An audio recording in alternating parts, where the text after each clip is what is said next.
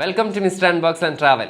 Vivo V30e 5G Indian version അല്ല global വേർഷനാണ്. അതുകൊണ്ട് തന്നെ ഇന്ത്യൻ വേർഷനിൽ നിന്നും ഗ്ലോബൽ വേർഷനിൽ ഒന്ന് രണ്ട് ചെറിയ വ്യത്യാസങ്ങളുണ്ട്. ആ ഒരു വ്യത്യാസം തീർച്ചയായിട്ടും നമ്മൾ ഈ ഒരു വീഡിയോയിലൂടെ പറയുന്നതാണ്. മാത്രമല്ല ഏകദേശം 8 ദിവസത്തോളമായിട്ട് ഞാൻ ഈ ഒരു സ്മാർട്ട് ഫോൺ യൂസ് ചെയ്യുന്നുണ്ട്. അതുകൊണ്ട് തന്നെ ആ ഒരു യൂസർ എക്സ്പീരിയൻസ് എന്നുള്ള രീതിയിൽ തന്നെയായിരിക്കും നമ്മൾ ഈ ഒരു വീഡിയോ ചെയ്യുക. എന്നും പറയാറുള്ള പോലെ തന്നെ വീഡിയോ ഇഷ്ടപ്പെട്ടാൽ ലൈക്ക് ചെയ്ത കാര്യമെന്ന് പരിഗണിക്കുക. മാക്സിമം വീഡിയോ സ്കിപ്പ് ചെയ്യാതെ കാണുക. ചാനലും വീഡിയോസ് യൂസ്ഫുൾ ആണെന്ന് കരുതിയാൽ ചാനൽ സബ്സ്ക്രൈബ് ചെയ്യുന്ന കാര്യം കൂടി ഒന്ന് പരിഗണിച്ചോളി. അപ്പോൾ സമയം കളയാതെ നമുക്ക് ഈ ഒരു സ്മാർട്ട് ഫോണിൻ്റെ വിശേഷങ്ങളിലേക്ക് കടക്കാം. ബോക്സിനകത്ത് സ്മാർട്ട് ഫോൺ കൂടാതെ ഒരു ട്രാൻസ്പെറൻറ്റ് TPU കേസ്, 44 വാട്ടിൻ്റെ ഒരു ഫ്ലാഷ് ചാർജ് അഡാപ്റ്റർ ഉണ്ട്, Type A to Type C charging cable. Globally 2 കളേഴ്സിലാണ് ഈ ഒരു സ്മാർട്ട് ഫോൺ അവൈലബിൾ ആകുന്നത്, വൈറ്റിലും ബ്രൗണിലും. ഈ ഒരു ബ്രൗൺ എന്ന് പറയുന്ന കളർ തന്നെയാണ് ഇന്ത്യയിൽ വെൽവെറ്റ് റെഡ് എന്ന പേരിൽ അറിയപ്പെടുന്നതും. അതുകൂടാതെ തന്നെ ഇന്ത്യയിൽ സിൽക്ക് ബ്ലൂ എന്ന് പറയുന്ന കളറിലും അവൈലബിൾ ആണ്. ഇന്ത്യയിൽ വൈറ്റ് അവൈലബിൾ അല്ല.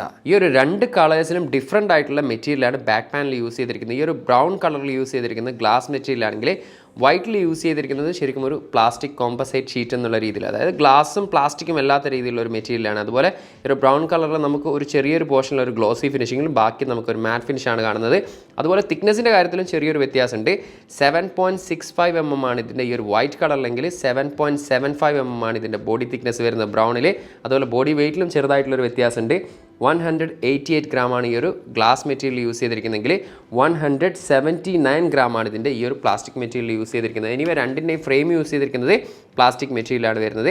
ഇനി റൈറ്റ് സൈഡിലാണ് പവർ ബട്ടണും അതുപോലെ തന്നെ വോളിയം ബ്രോക്കേഴ്സ് ഉൾപ്പെടുത്തിയിരിക്കുന്നത്. മുകൾ വശത്തായിട്ട് നമുക്കൊരു noise cancellation mic, left side complete blank ആണ്. താഴ്വശത്താണ് സിം ട്രേ വരുന്നത്. പിന്നെ ഒരു internal mic, Type C charging port, സ്പീക്കറുകൾ, ഇത്രയും കാര്യങ്ങളാണ് ഒറ്റ നോട്ടത്തിൽ കാണാൻ സാധിക്കുന്നത്. അതുപോലെ തന്നെ അത്യാവശ്യം ഭംഗിയുള്ള രീതിയിലുള്ള ഒരു ക്യാമറ മൊഡ്യൂൾ കാണാം.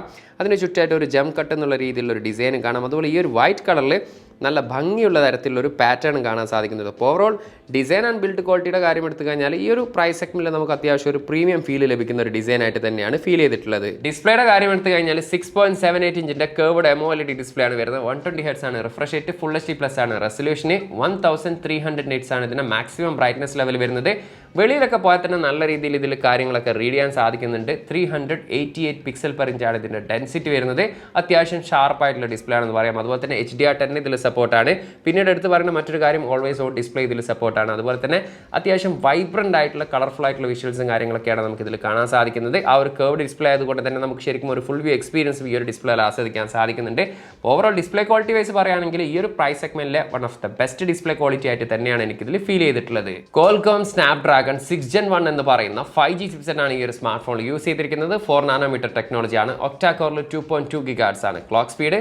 Adreno 710 ആണ് ഇതിൽ ഉപയോഗിച്ചിരിക്കുന്നത് GPU. അപ്പോൾ ഇത്രയും ദിവസം യൂസ് ചെയ്ത എക്സ്പീരിയൻസിൽ പറയുകയാണെങ്കിൽ അങ്ങനെ പറയത്തക്ക രീതിയിൽ ഇഷ്യൂസോ കാര്യങ്ങളൊന്നുമില്ല. അത്യാവശ്യം ഫാസ്റ്റ് ആയിട്ട് സ്മൂത്ത് ആയിട്ട് തന്നെ ഈ ഒരു സ്മാർട്ട് ഫോൺ യൂസ് ചെയ്യാൻ സാധിക്കുന്നുണ്ട്. ഇന്ത്യയിൽ 8 GB റാമിൽ 128ഉം 8 GB റാമിൽ 256 GB memory variant ആണ് വരുന്നതെങ്കിൽ ഖത്തറിലത് 12 GB റാമിൽ 256 GB എന്ന് പറയുന്ന ഒരൊറ്റ മെമ്മറി വേരിയൻ്റാണ് അവൈലബിൾ ആകുന്നത്. ഇത് തന്നെയാണ് ഒരു പ്രധാനമായിട്ടുള്ള ഒരു വ്യത്യാസങ്ങളിലൊന്ന്. അതുപോലെ തന്നെ ഇന്ത്യയിൽ അപ് ടു 8 GB വരെയാണ് റാം എക്സ്പാൻഷൻ എങ്കിൽ ഇവിടെ ഖത്തറിലത് അപ് ടു 12 GB വരെ റാം എക്സ്പാൻഷൻ ചെയ്യാൻ സാധിക്കും. LPDDR4X ആണ് റാം ടൈപ്പ് വരുന്നത്. UFS സ്റ്റോറേജ് ടൈപ്പ് വരുന്നത് 2.2 ആണ്. ഹൈബ്രിഡ് സിം കാർഡ് സ്ലോട്ടാണ് യൂസ് ചെയ്തിരിക്കുന്നത്. ഒരേ സമയം നമുക്ക് 2 നാനോ സിം കാർഡ് അല്ലെങ്കിൽ ഒരു nano SIM card plus memory card എന്നുള്ള രീതിയിൽ നമുക്ക് യൂസ് ചെയ്യാൻ സാധിക്കും. അപ് ടു 1 TB വരെ നമുക്കിതിൽ മെമ്മറി കാർഡ് യൂസ് ചെയ്യാൻ സാധിക്കുന്നതാണ്. എനിവേ കണക്ടിവിറ്റിയുടെ കാര്യം എടുത്തു കഴിഞ്ഞാൽ ഇന്ത്യയിൽ 8ഓളം 5G ബാൻഡാണ് സപ്പോർട്ടെങ്കിൽ ഇത് ഗ്ലോബൽ വേർഷനിൽ അത് 12ഓളം 5G ബാൻഡ് സപ്പോർട്ടാണ്. ഡ്യുവൽ 5G ബാൻഡിൽ സപ്പോർട്ടാണ്. അതുപോലെ തന്നെ ഡ്യുവൽ 4G LTE ഇതിൽ സപ്പോർട്ടാണ്. ബ്ലൂടൂത്തിൻ്റെ 5.1 ആണ് വരുന്നത്. അതുപോലെ ഡ്യുവൽ ബാൻഡ് വൈഫൈ ഇതിൽ സപ്പോർട്ടാണ്. ഇന്ത്യയിൽ NFC ലഭ്യം അല്ലെങ്കിൽ ഈ ഒരു ഗ്ലോബൽ വേരിയൻറ്റിൽ NFC-യും അവൈലബിൾ ആണ്. IP64 റേറ്റഡോട് കൂടിയിട്ടുള്ള water and dust resistance smart phone കൂടിയാണിത്. സോഫ്റ്റ്വെയർ സൈഡിലേക്ക് വന്നു കഴിഞ്ഞാൽ Android 14ലാണ് ഈ ഒരു സ്മാർട്ട് ഫോൺ പ്രവർത്തിക്കുന്നത്. ഫൺ ടച്ച് ചോയ്സ് വരുന്നത് 14 തന്നെയാണ്. ചെറുതായിട്ടുള്ള രീതിയിൽ നമുക്ക് ആഡ്വേഴ്സും ബ്ലോട്ടേഴ്സും ഒക്കെ ഇതിൽ കാണാൻ സാധിക്കുന്നുണ്ട്. പക്ഷേ നമുക്ക് വേണ്ടാത്തതൊക്കെ നമുക്ക് ഇതിൽ നിന്ന് അൺഇൻസ്റ്റാൾ ചെയ്യാൻ കൂടി സാധിക്കുന്നതാണ്. അപ്പോൾ ഓവറോൾ ഹാർഡ്വെയർ ആൻഡ് സോഫ്റ്റ്വെയർ എക്സ്പീരിയൻസിനെ കുറിച്ച് പറയാനാണെങ്കിൽ അങ്ങനെ ഒരു പറയത്തക്ക രീതിയിൽ ഇഷ്യൂസ് കാര്യങ്ങളൊന്നും ഇല്ലാത്ത അത്യാവശ്യം നല്ല രീതിയിലുള്ള ഒരു പെർഫോമൻസ് കാഴ്ചവെക്കുന്നതായിട്ട് തന്നെയാണ് എനിക്ക് ഫീൽ ചെയ്തിട്ടുള്ളത്. ബാറ്ററിയുടെ കാര്യം എടുത്തു കഴിഞ്ഞാൽ ഈ ഒരു 7.65 mm തിക്നെസ് ഉള്ള ഒരു സ്മാർട്ട് ഫോൺ എന്താണോ പ്രതീക്ഷിക്കാവുന്നത് അതിലപ്പുറമുള്ള ഒരു ബാറ്ററി കപ്പാസിറ്റിയാണ് ഈ ഒരു സ്മാർട്ട് ഫോണിലുള്ളത്. 5500 mAh ബാറ്ററിയാണ് വരുന്നത്. അതുപോലെ തന്നെ 44 വാട്ടിന്റെ ചാർജറാണ് നമുക്ക് ഇതിനോടൊപ്പം ലഭിക്കുന്നത്. ഏകദേശം 1.25 മണിക്കൂറിന് മുകളിൽ എടുക്കുന്നുണ്ട് 0 to 100 ചാർജ് ചെയ്യാനായിട്ട്. എനിവേ ബാറ്ററി പെർഫോമൻസ് പറയാനാണെങ്കിൽ തീർച്ചയായിട്ടും ഇത്രയും ആംപിയറുള്ള ഒരു ബാറ്ററി ആയതുകൊണ്ട് തന്നെ അത്യാവശ്യം നല്ല രീതിയിലുള്ള ഒരു ബാറ്ററി പെർഫോമൻസ് ആയിട്ട് തന്നെ തോന്നിയിട്ടുണ്ട്. നമ്മളൊരു ഹെവി യൂസർ ആണെങ്കിൽ കൂടി നമുക്ക് ഈസി ആയിട്ട് ഒരു ഇയേഴ്സ് യൂസ് ചെയ്യാൻ സാധിക്കും. അതല്ല നമ്മളൊരു നോർമൽ യൂസർ ആണെങ്കിൽ നമുക്ക് 1.5 ദിവസത്തിനടുത്തും ഈ ഒരു സ്മാർട്ട് ഫോൺ യൂസ് ചെയ്യാൻ സാധിക്കുന്നതാണ്. സിംഗിൾ സ്പീക്കറാണ് ഈ ഒരു സ്മാർട്ട് ഫോണിൽ ഉൾപ്പെടുത്തിയിരിക്കുന്നത്.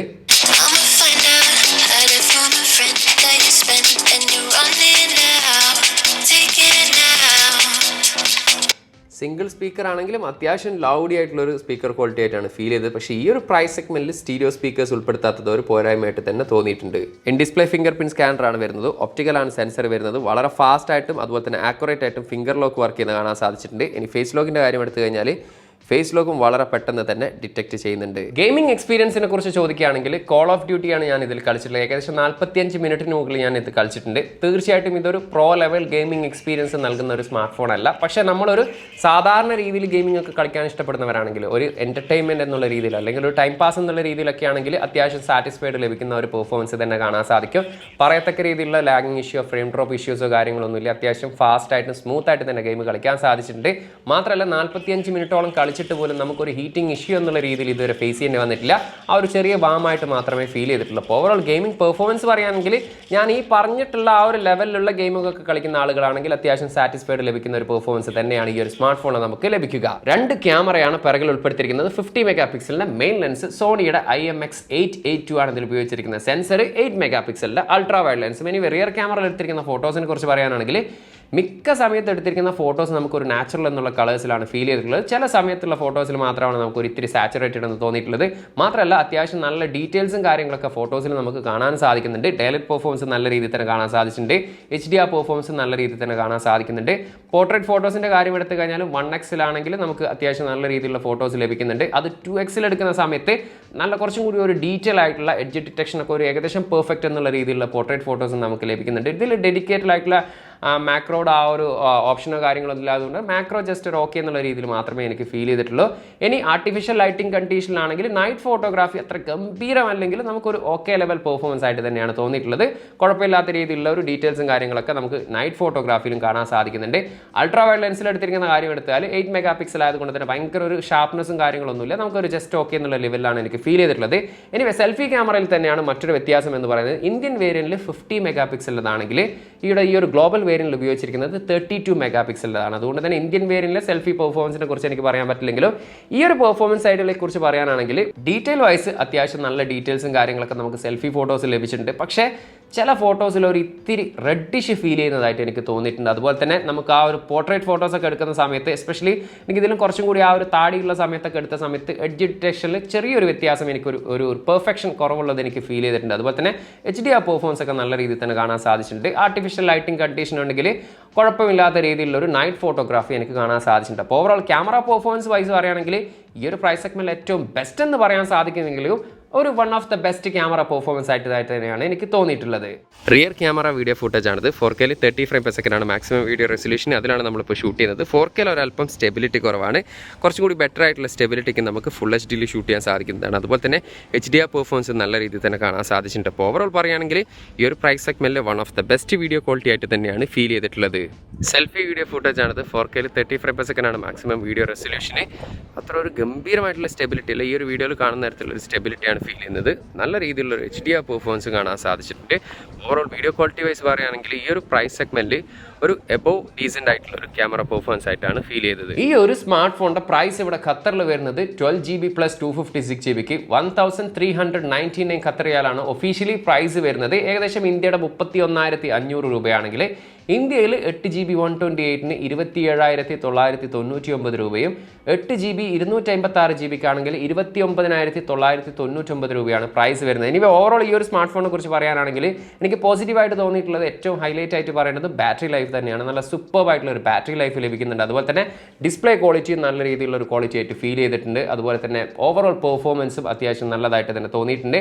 ക്യാമറ പെർഫോമൻസ് വലിയ രീതിയിൽ തെറ്റില്ലാത്ത രീതിയിലാണ് എനിക്ക് തോന്നിയിട്ടുള്ളത്. പിന്നീട് ഒരു പോരായ്മയായിട്ട് തോന്നിയിട്ടുള്ളത് ഇതിൽ സ്റ്റീരിയോ സ്പീക്കേഴ്സ് ഉൾപ്പെടുത്തില്ല എന്നൊരു കാര്യം തന്നെയാണ്. എനിവേ ഓവറോൾ നിങ്ങൾ വിവോ സ്മാർട്ട് ഫോൺ ഇഷ്ടപ്പെടുന്ന ആളുകളാണ്, അത്യാവശ്യം നല്ല രീതിയിലുള്ള ഒരു ബാറ്ററി പെർഫോമൻസ് ഒക്കെ ഉള്ള ഒരു സ്മാർട്ട് ഫോൺ തേടുന്നതാണെങ്കിൽ തീർച്ചയായിട്ടും പരിഗണിക്കാൻ പറ്റുന്ന ഒരു സ്മാർട്ട് ഫോൺ തന്നെയാണ്. അപ്പോൾ എന്നും പറയാറുള്ള പോലെ തന്നെ വീഡിയോ ഇഷ്ടപ്പെട്ടാൽ ലൈക്ക് ചെയ്യുന്ന കാര്യമൊന്ന് പരിഗണിക്കുക. ചാനലും വീഡിയോസ് യൂസ്ഫുൾ ആണെങ്കിൽ ചാനൽ സബ്സ്ക്രൈബ് ചെയ്യുന്ന കാര്യം കൂടി ഒന്ന് പരിഗണിച്ചോളൂ. അതുപോലെ തന്നെ ഈ ഒരു സ്മാർട്ട് ഫോണിനെ കുറിച്ച് എന്താണ് നിങ്ങളുടെ അഭിപ്രായം, ആ ഒരു കാര്യം ദയവ് ചെയ്തൊന്ന് കമൻറ്റ് ചെയ്യുക. ടെക് സംബന്ധമായിട്ടുള്ള സംശയങ്ങളും കാര്യങ്ങളുണ്ടെങ്കിൽ ഇൻസ്റ്റാഗ്രാമിൻ്റെ ഫേസ്ബുക്കിൻ്റെ ലിങ്ക് ഡിസ്ക്രിപ്ഷനിലുണ്ട്, അവിടെ നിങ്ങൾക്ക് മെസ്സേജ് ചോദിക്കാവുന്നതാണ്. അപ്പോൾ മറ്റൊരു പുതിയ വീഡിയോയിൽ കാണാമെന്ന പ്രതീക്ഷയിൽ തൽക്കാലം ഞാൻ ഇവിടെ പറയുന്നു.